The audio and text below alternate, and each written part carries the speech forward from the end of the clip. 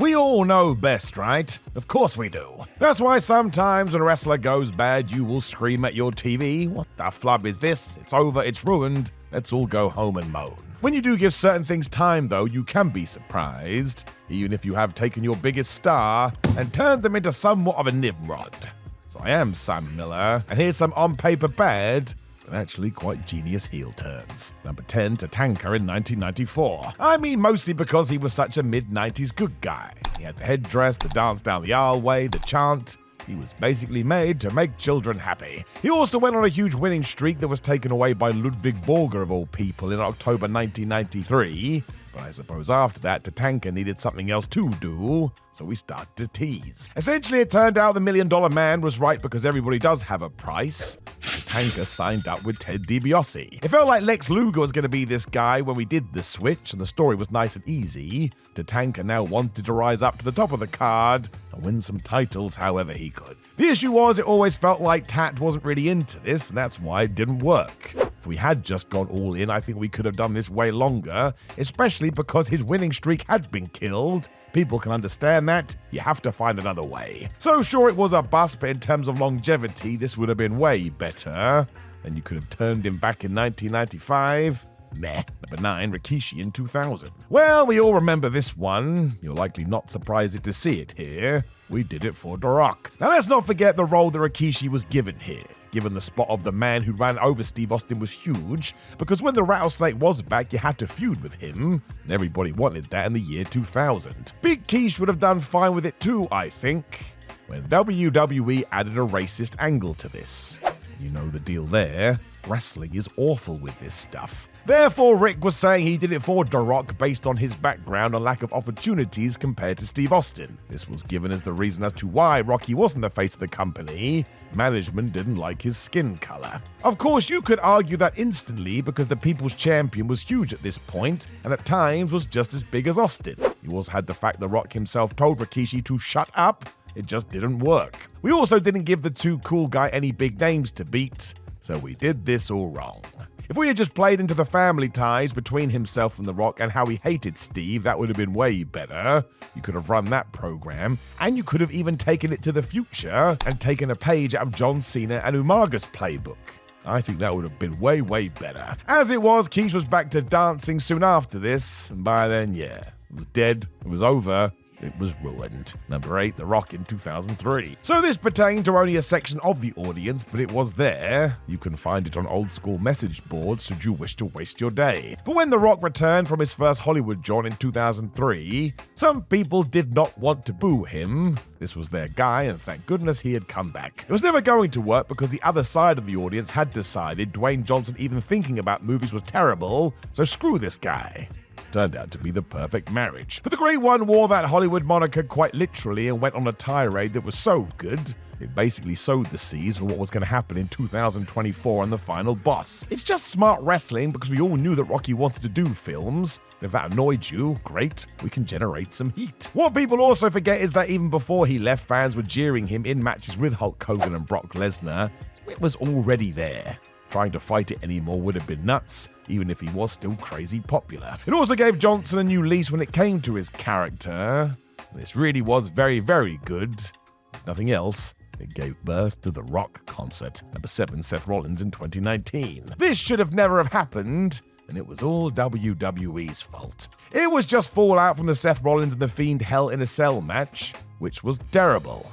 Even management knew this, and they laughed about it. Great. Thanks. The fans on the night in the building even booed. That's how bad it was. Bray Wyatt was sort of protected because he was spooky wooky, but as for Seth, he was meant to be the goodest of good guys. That had now suffered. I'm sure Rollins was pissed as he should have been, especially because at first this new heel character didn't take. It was just so all over the place.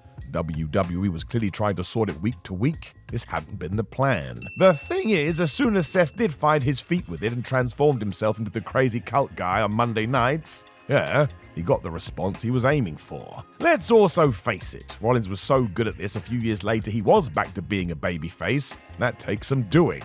That's why Seth deserves way more praise than he gets. He is all time. It also could have ended other people's careers, which we had seen before. Seth Rollins instead rode the wave, maybe came out the other side even better than ever. Number 6, CM Punk in 2012. Why change something that didn't need to be changed? That's what a lot of people said when at Raw 1000 in 2012, CM Punk clotheslined The Rock's head off. This was mostly because fans still loved the voice of the voiceless after his Summer of Punk the year prior.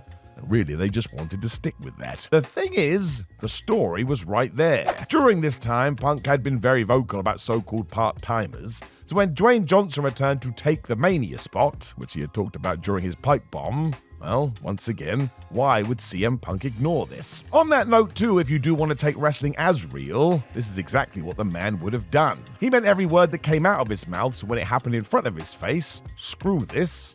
Actually super clever. It also led to a great run for Punk, and look, while I doubt he could have been lost in the shuffle if it wasn't for this, going heel kept him towards the top of the card. It is a shame WWE still didn't buy in 100%, but we all know about that. Feels better today. Thank goodness. Number 5, AJ Styles in 2016. AJ Styles had only debuted for the WWE in January at the Royal Rumble, so people were happy to see him.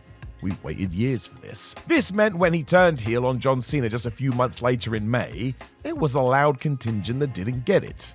We could have done this years later. Why jump in so early? He joined forces with the Good Brothers too, which were his real-life friends, but look at the results. Not only did Styles find a way to get feud, but his feud with Cena sort of established him in the WWE. He even beat him and became the WWE champion. If you were an AJ fan, this was above your wildest dreams. It was almost surreal, especially because at one point the story was he was never going to get there. Backstage was where the genius lied because it changed how Vince McMahon perceived him.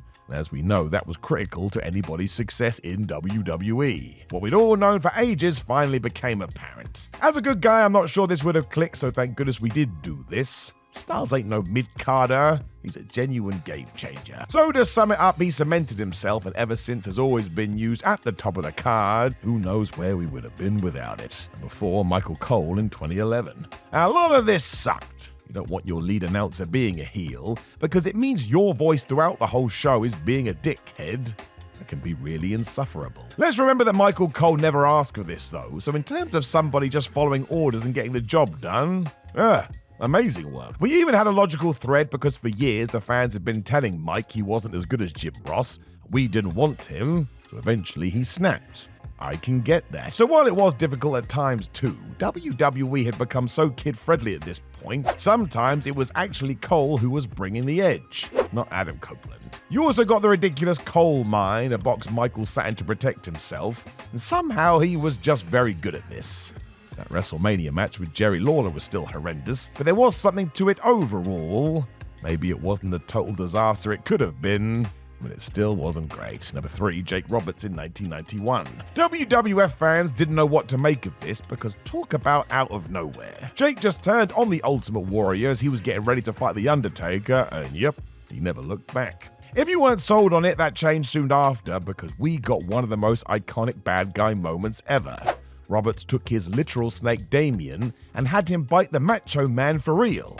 I mean, it was shocking. Go and look at the fans' faces. This in no way would have worked without Jake being over the moon that he got away with it, and the footage still gets shown today. I imagine it always will be. It also helped Roberts, as while he was a great mid-card good guy, this sort of felt like it promoted him to the #1 asshole. Some of the promos he cut too, he was unhinged. Sadly, personal problems cut this short, but even then, Jake knew what he was doing in hindsight. It was wonderful stuff. Number 2, Steve Austin in 2001. So this was crap in terms of business. You can't argue that. Numbers dropped, and those who had fallen in love with the WWF due to Stone Cold Steve Austin just stopped watching. They didn't care about nuance. They just wanted to see this guy kick somebody's ass, and that got taken away. The Rattlesnake himself has said this since too, but if you're a nerd like me, this fits the story. Austin had come back to the WWF and made it clear becoming the champion was everything, especially as The Rock had taken his spot. Therefore, he had become a bit nuts. In terms of character and performance too, we have talked about it before. This version of Stone Cold is hilarious and showed he had way more than just being a beer-swigging Texan. As he got more and more crazy, he could be genuinely funny too. If wrestling is about entertainment, Austin was top of the tree once again. So no, this wasn't popular, but it was worth trying. Maybe Steve was even correct as he thought 20 or so years ago. Continuing the babyface run would have petered out, and he wanted to be ahead of the game. It's hard to totally go with that line of thinking due to the drop-off, but as somebody who doesn't need to worry about the company's financials, this really was a thing of beauty. Number 1, Daniel Bryan in 2018. This was unheard of. After Daniel Bryan finally got the green light to wrestle again after being forced to retire, nobody ever thought he would go heel. But screw that. We were going to get there in double quick time. It was only 219 days when Bryan booted AJ Styles right in the balls, basically stole the WWE title in November. It also allowed Daniel to declare this was the new version of himself, and man, did he go and hit a home run. He soon became the Earth's champion as he yelled at us all for being fickle and for wrecking the world. My gosh, he was good at this. The sudden shift sort of helped too because fans were so mad that WWE had dared to do this so fast. Bryan just leaned into that. He was going to take it all. The genius part came into play with the old wrestling adage of finding yourself and turning it up to 11. Everything Bryan was saying were his true thoughts, but amplified to an absurd degree. That irked fans. Do not tell me what to do. I still feel like WWE could have leaned into this harder as Daniel was never really pitched as the man. But you know this guy. He makes the best of anything he's given, and he really is one of the greatest of all time. Know any other ridiculous heel turns that actually turned out to be quite good? Make sure you let us know in the comments below before you like the video, share the video. Please do subscribe. You can also click the video that's on the screen right now as I regale you with more wrestling stories, but otherwise, my friends, thank you for joining me, and I will talk to you again soon.